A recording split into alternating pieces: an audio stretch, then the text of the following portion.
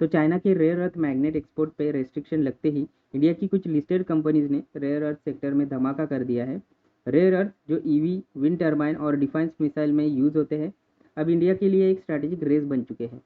तो कौन कौन सी इंडियन कंपनीज है, लिस्टेड कंपनीज है, इस सेक्टर में एंटर कर चुकी है और कौन बन सकता है इंडिया का नेक्स्ट रेयर अर्थ किंग, ये वीडियो में हम डिटेल में जानकारी लेने वाले हैं। बट फर्स्ट ऑफ ऑल दोस्तों, रेयर अर्थ सेक्टर एक्चुअली क्या है, रेयर अर्थ एलिमेंट एक्चुअली क्या है, इनका यूजेस क्या है, कौन सी कंट्रीज यहाँ पे लीड कर रही है रिफाइनिंग माइनिंग में, इंडिया का क्या रोल है, ये सब जान लेते हैं एंड देन अपन लास्ट में लिस्टेड कंपनीज के बारे में जान लेंगे।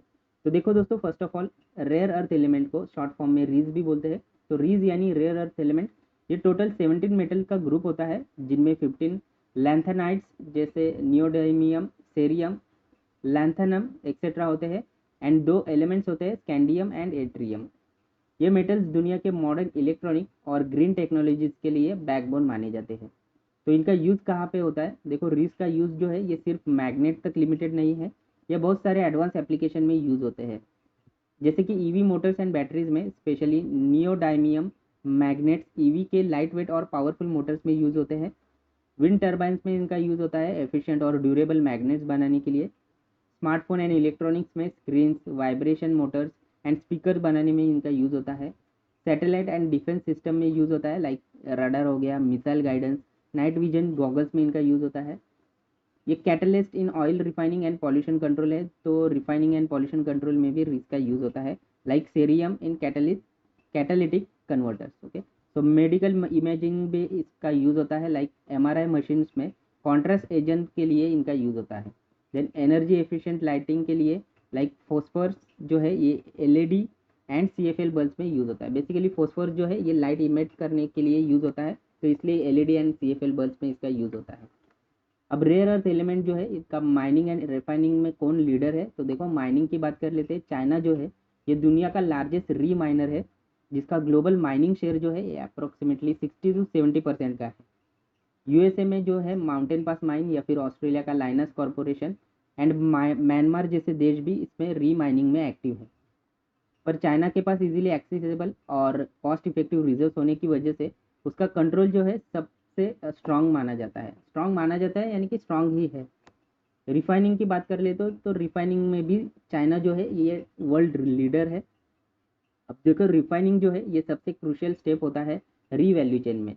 तो ये यही से रिफाइनिंग से ही हाई प्योरिटी मेटल मिलता है जो इलेक्ट्रॉनिक और ईवी में यूज़ होता है। यहाँ पे चाइना का प्योर डोमिनेशन है, लगभग 85 to 90% रिफाइनिंग कैपेसिटी जो है ये चाइना के पास ही है। इसका मतलब क्या है कि दुनिया के मेजर कंट्रीज माइनिंग कर लेते हैं, लेकिन प्रोसेसिंग लाइक रिफाइनिंग के लिए चाइना पे ही डिपेंडेंट रहना पड़ता है। तो अब इंडियन गवर्नमेंट जो है ये रेयर अर्थ सेक्टर के लिए क्या कर रही है इसके बारे में जान लेते हैं। तो गवर्नमेंट ने रेयर अर्थ एलिमेंट को ऑलरेडी स्ट्रेटेजिक मिनरल डिक्लेयर कर दिया है। इसका मतलब ये है कि ये मिनरल्स जो है ये देश के लिए काफ़ी ज़्यादा इंपॉर्टेंट बन चुके हैं।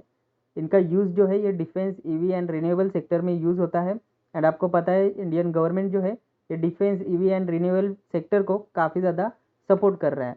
बात करते हैं सेकेंड पॉइंट की, तो 16,300 करोड़ का नेशनल क्रिटिकल मिनरल मिशन जो है ये गवर्नमेंट ने लॉन्च किया है। गवर्नमेंट ऑफ इंडिया ने 2024-25 से 2030-31 के बीच 16,300 करोड़ का एक्सपेंडिचर के साथ नेशनल क्रिटिकल मिनरल मिशन, जिसको शॉर्ट फॉर्म में NCMM बोलते हैं, इसको लॉन्च किया गया है। ये मिशन का मेन गोल है कि इंडिया की क्रिटिकल मिनरल सप्लाई चेन को सिक्योर करना है, जो एनर्जी ट्रांजिशन, इलेक्ट्रॉनिक, ईवी और डिफेंस जैसे सेक्टर के लिए काफ़ी ज़्यादा इसेंशियल है। इनका की फोकस एरिया क्या रहने वाला है, एक्सप्लोरेशन बूस्ट होगा।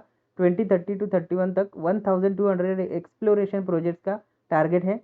ओवरसी एसेट एक्विजिशन है, PSU और प्राइवेट फर्म को फॉरेन क्रिटिकल मिनरल एसेट खरीदने का पुश मिलेगा। रिसाइकलिंग ड्राइव है, टेलिंग और ओवरबर्डन जैसे सोर्सेस से मिनरल रिकवरी होगी। इंसेंटिव एंड फंडिंग होगी, एक्सप्लोरेशन और रिसाइकलिंग पे फाइनेंशियल सपोर्ट मिलेगा। R&D एंड स्किल सेंटर्स होंगे, सेंटर ऑफ एक्सीलेंस और माइनिंग वर्कफोर्स का अपस्किलिंग होगा। एंड इसके अलावा 18,000 करोड़ एडिशनल इन्वेस्टमेंट एक्सपेक्ट किया गया है PSU और प्राइवेट सेक्टर से। मिशन जो है ये मिनिस्ट्री ऑफ माइन के अंडर चलेगा एंड जिसे कैबिनेट सेक्रेटरी लीड करेंगे वाया एन एम्पावर्ड कमेटी। फिर आता है पब्लिक प्राइवेट सेक्टर पार्टनरशिप। तो इंडियन गवर्नमेंट जो है ये PPP अलाउ किया है। अभी पहले सिर्फ गवर्नमेंट कंपनीज ही काम करती थी, लेकिन अभी पब्लिक प्राइवेट पार्टनरशिप भी होने वाली है। तो अब गवर्नमेंट ने प्राइवेट कंपनीज को भी प्रोसेसिंग और मैग्नेट मैन्युफैक्चरिंग में आने के लिए परमिशन दे दी है। इसमें टेक्नोलॉजी और इन्वेस्टमेंट दोनों आएगा। और फिर ऑस्ट्रेलिया के साथ टाई अप भी किया है। इंडिया ने ऑस्ट्रेलिया के साथ एमओयू साइन किया है रेयर अर्थ सप्लाई और टेक्नोलॉजी शेयरिंग के लिए।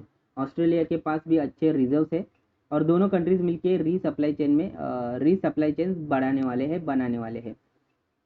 IREL इंडिया लिमिटेड को एक्सपेंड किया जा रहा है। IREL इंडिया जो है ये गवर्नमेंट ऑफ इंडिया की एक PSU कंपनी है जो रेयर अर्थ एक्सट्रैक्ट करती है।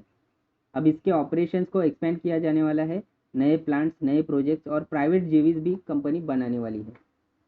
एक्सपोर्ट रिस्ट्रिक्शन में रिलैक्सेशन का प्लान है। Government rare earth export policy को रिलैक्स करने का सोच रही है ताकि इंडियन प्रोसेसिंग के साथ एक्सपोर्ट भी कर सके। अभी तक रॉ सैंड जो थी ये एक्सपोर्ट पे रेस्ट्रिक्शन थे, लेकिन अब इसके एक्सपोर्ट के जो रेस्ट्रिक्शन है ये भी हटाने की कोशिश की जा रही है। मेक इन इंडिया एंड आत्मनिर्भर भारत का पुश मिल रहा है। रेयर अर्थ सेक्टर को मेक इन इंडिया और आत्मनिर्भर भारत का पार्ट बनाया गया है। गवर्नमेंट का टारगेट है कि इंडिया चाइना पे डिपेंडेंट ना रहे, अपना पूरा वैल्यू चेन खुद डेवलप करे, like from mining, refining to magnet manufacturing, या फिर कोई भी जो प्रोडक्ट है उनका मैन्युफैक्चरिंग सब कुछ इंडिया में ही होना चाहिए। IRL की बात कर लेते हैं। ये इंडिया की एक PSU कंपनी है, PSU है जो रेयर अर्थ एलिमेंट का माइनिंग और प्रोसेसिंग करती थी। ये ओनली गवर्नमेंट कंपनी थी जो अभी तक माइनिंग और प्रोसेसिंग करती थी रिस सेक्टर में। इनकी फैसिलिटीज़ जो है ये ओडिशा, केरला एंड तमिलनाडु में है। 2024 में 2900 टन का प्रोडक्शन इनका पास हुआ है। एंड विशाखापट्टनम में एक छोटा सा मैग्नेट मैन्युफैक्चरिंग का प्लांट भी कंपनी ने डाला हुआ है। अब बात कर लेते हैं दोस्तों लिस्टेड कंपनीज जो एक्टिव है अभी इंडिया के रेयर अर्थ सेक्टर में। तो सबसे पहला नाम है सोना कॉमस्टार। आप सोना BLW प्रिसीजन फॉर्जिंग नाम से भी इसको जान सकते हो। तो इंडिया का largest importer of rare earth magnet था। इन्होंने क्या किया है, अनाउंस किया है plan to begin domestic production of RE magnets, move driven by China's export restriction and government PLI support. तो गवर्नमेंट का PLI सपोर्ट जो है ये कंपनी को मिल रहा है। एंड चाइना का जो एक्सपोर्ट रेस्ट्रिक्शन लगा है इसके बाद कंपनी ने डिसीजन लिया है कि ये अब खुद से ही डोमेस्टिकली रेयर अर्थ मैग्नेट्स जो है ये प्रोड्यूस करने वाले हैं। सेकंड नाम है Gujarat mineral development corporation, GMDC। ये एक लिस्टेड PSU है जो फोकस कर रही है on rare earth exploration. Propose to setup rare earth processing plant ये सेटअप करने वाले हैं। एंड ये प्लांट सेटअप करने वाले हैं। एंड जुलाई में आपने देखा होगा 5 डेज में ही ये कंपनी का शेयर प्राइस जो है 25% से अप हो गया था। देन नाम है Hindustan Zinc and Vedanta Group. ये लार्ज लिस्टेड प्लेयर है विथ स्ट्रॉन्ग माइनिंग कैपेबिलिटीज। तो exploring opportunities in monazite reserves and re value chain. इनका टारगेटिंग है कि magnet grade rare earth production ये करने वाले हैं। देन है मिडवेस्ट एडवांस मटेरियल्स एंड एंटेलस इंडस्ट्रीज। बेसिकली ये अनलिस्टेड कंपनी है, एमर्जिंग प्लेयर है अंडर गवर्नमेंट PLI स्कीम। इनका टारगेट है कि 500 ton per annum rare earth magnet ये प्रोड्यूस करने वाले हैं। Represent India growing private sector push into RE space. Then है NLC इंडिया लिमिटेड। ये एक नवरत्न PSU कंपनी है अंडर मिनिस्ट्री ऑफ कोल। इन्होंने साइन किया है MOU with IREL to jointly develop rare earth, will use mining tailings and resource for re-extraction and marks NLC strategic entry into re-value chain। अब देखते हैं challenges क्या होने वाले हैं। तो चैलेंजेस ये है कि प्रोसेसिंग और रिफाइनिंग टेक्नोलॉजीज जो है ये अभी भी लिमिटेड ही है। हेवी रेयर अर्थ जिसे डायस्प्रोसियम, टर्बियम ये भी इंपोर्ट करना पड़ता है।